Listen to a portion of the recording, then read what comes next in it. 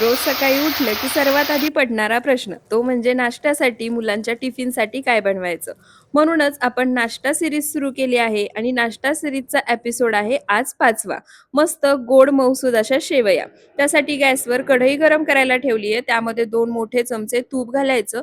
तूप पूर्णपणे वितळलं गरम झालं की इथे मी 1 वाटी शेवया घेतल्या आहेत त्या घालायच्या आणि शेवया छान सोनेरी रंग येईपर्यंत आणि घरभर अगदी सुगंध पसरेपर्यंत भाजून घ्यायच्या. तुम्ही घरगुती शेवया सुद्धा या ठिकाणी वापरू शकता. आता शेवया भाजून होतायत तोपर्यंत एका पातेल्यामध्ये 1 वाटी पाणी, 1 वाटी दूध, पाव वाटी साखर, अर्धा चमचा वेलची पूड घालायची. सर्व साहित्य एकाच वाटीने मोजून घेतलं आहे आणि दूध आणि पाणी उकळण्यासाठी बाजूच्या गॅसवर ठेवायचं.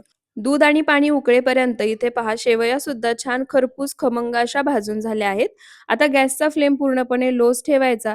थोडं-थोडं जे आपण दूध, पाणी आणि साखर मिक्स करून उकळून घेतलंय ते घालायचं.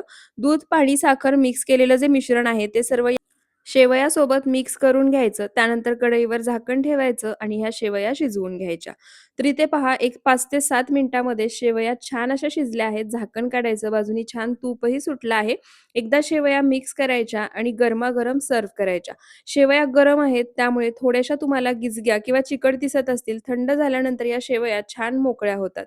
परफेक्ट अशा गोड आणि चवीला भन्नाट शेवया बनून तयार होतात. तुम्ही सुद्धा नक्की बनवून पहा.